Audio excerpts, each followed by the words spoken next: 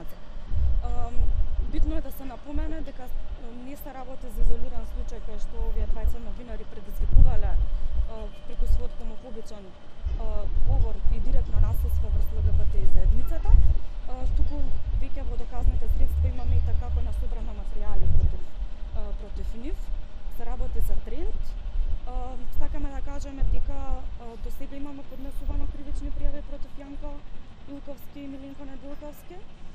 кои што сме наиделе на молк од страна на основното јавно обвинителство. Меѓутоа, овој пат, после поминувањето на рокот, ќе одиме до висшето јавно обвинителство, а понатаму и до Европскиот суд за човекови права, затоа што очигледно против за заштита на ЛГБТ заедницата, односно за заштита од дискриминација и насилство врз основа на сексуална ориентација и родов идентитет, во Република Македонија не постои ниту ефикасен ниту ефективен правен лек.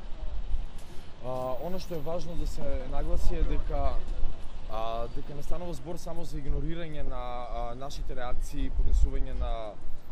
представки кои што заснуваат на сите правни механизми до јавното обвинителство, туку станува збор за игнорирање на оваа континуирана пракса на ширење на говор на омрза која што доаѓа од овие двајца новинари јавни личности од страна на Одделението за електронски криминал при МВР, кој што до сега исто во неколку наврати за неколку поднесени представки има изреагирано со комплетно игнорирање, односно со неодлучување и нерешавање на случаите. Сметаме дека последниве инциденти на ширење на говор на омрза кои што доаѓа од овие две лица представува само резултат на нивното охрабрување кое што го добиваат во целава досегашна пракса на нереагирање на институциите. Конечно, она што за крај сакаме да го кажеме е дека јавниот обвинител се уште се нема изјаснато по однос на злочините од омрза кои што се случија, вклучувајќи нападот врз Дамар и сите претходни напади врз ЛГБТ и Центарот за поддршка